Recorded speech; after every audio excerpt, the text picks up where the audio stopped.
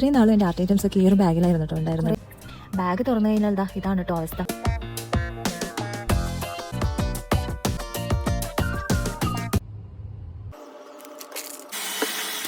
Hello, അപ്പോൾ ഇന്നത്തെ video വന്നിട്ട് ഒരു സിമ്പിൾ ആയിട്ടുള്ള ഡ്രോയർ ഓർഗനൈസേഷൻ ആണ്. ഇത്രയും നാളും എൻ്റെ ആർട്ട് ഐറ്റംസ് ഒക്കെ ഈ ഒരു ബാഗിലായിരുന്നു കേട്ടോ ഉണ്ടായിരുന്നത്. കുറേ കാലമായി വിചാരിക്കുന്നു ഡ്രോയറിലോട്ടേക്ക് മാറ്റി ഒന്ന് നീറ്റായിട്ട് വെക്കണമെന്ന്. വിചാരിക്കുന്നതല്ലാണ്ട് ഒന്നും നടക്കുന്നില്ല.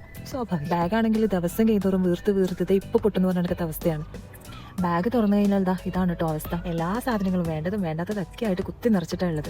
ഡ്രോയിങ് ചെയ്യാനോ പെയിന്റിങ് ചെയ്യാനൊക്കെ ഉണ്ടെങ്കിൽ എന്തെങ്കിലും ഒരു സാധനം എടുക്കണമെങ്കിൽ എല്ലാം വാരി വലിച്ചിടും. ഇതാണ് അവസ്ഥ. തിരിച്ച് അതേപോലെ കുത്തി നിറച്ച് ബാഗിൽ വെക്കുകയും ഡ്രോയർ തുറന്നു കഴിഞ്ഞാലും ഏകദേശം ഇങ്ങനെയൊക്കെ തന്നെയാണ് കേട്ടോ അവസ്ഥ. അപ്പോൾ ഓർഗനൈസേഷൻ ചെയ്യുന്നതിന് മുന്നേ തന്നെ ഒരു ഫ്രഷ് ജ്യൂസ് ഒക്കെ കുടിച്ചൊന്ന് ചില്ലായിട്ട് വരാം. Let's go.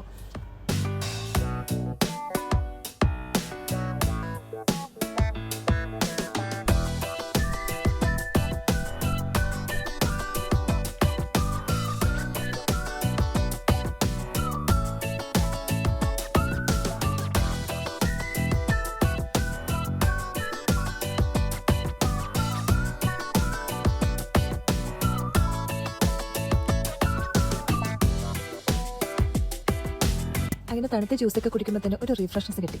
നമുക്കിനി സ്റ്റാർട്ട് ചെയ്താലോ?